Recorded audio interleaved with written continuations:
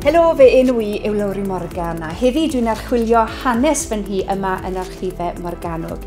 Dim ond un o'r ffyrdd hynod ddiddorol y gallai cyhoedd ddefnyddio archifau I ddysgu mwy am ein gorffennol. Ac I helpu fi heddi, mae'r uwch archifydd Rhian Diggins. Rhian, beth sydd y ti heddi? Wel, dyma un o'r dogfennau ola sy'n eisiau arno ni. Diolch. A dyma fe, Rhian, y foment fawr, amser I ddysgu tipyn bach am yng Nghartre'n Gaerdydd. So dyma ni map o 1940, map arolwg ordnance. Dwi ddim mor hen y hynny, ond mae'n bwysig dechrau gyda be ni'n bod yn barod. Iawn, a weithio gweld yng Nghartre I fyna ar stryd teilo. Ie. Dim llawer wedi newid, ond allwn ni edrych nawr, na dipyn o mapiau gyda ni ar gyfer yr ardal. Ond os ewn ni nôl, mae'r map yma yn dyddio o 1882. Union yr i'r ardal, ond gymryd y hynny'n gynharach. Am wahaniaeth. Yeah. Just ceie. Yeah. A sdim tai yn bodoli. A dwi'n byw mewn rhywle prysur iawn, yn llawn o dau o oes Victoria, a sdim byw fan hyn. Sort of fod anifeiliad fferm oedd yn llenwi'r tir bryd hynny.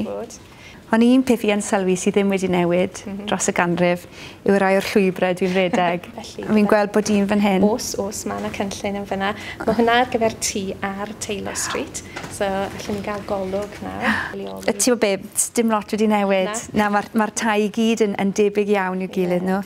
Tŷ teras, o oes Victoria. Pa fath o bethau yn ogystal â chynlluniau, mapiau byddech chi'n defnyddio I ddarganfod hanes tŷ cartre rhywun? Mae'n bosib edrych ar y cyfrifiad. Bydda hynny wedyn yn rhestru pwy oedd yn byw yn y tŷ. A mae hynny'n mynd nôl o 1911 yn nôl I 1841 yn rhestru'r enwau pawb oedd yn y tŷ. Mae'n bosib wedyn edrych ar cyferlyfrau masnach sydd hefyd yn rhestru pwy oedd yn byw yn y tŷ. Mae'n bosib edrych ar mapiau llawer hun na hyn, cofnodion y stad hefyd, pwy oedd yn talu trethi ar rhent ar tŷ arbennig.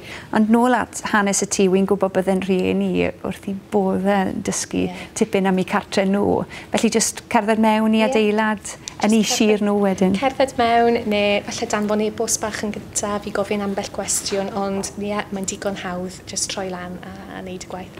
Hynod ddiddorol. Diolch yn fawr iawn I ti, Rhian. Wedi mwynhau mas draw.